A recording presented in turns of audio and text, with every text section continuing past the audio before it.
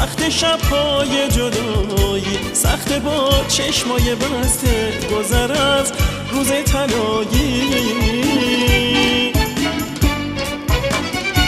واسه این دل تنها سخت شب‌های جدایی، سخت با چشمای بسته گذر از روز طلایی. بی تو خاموش دل من مثل فانوس شکسته، جای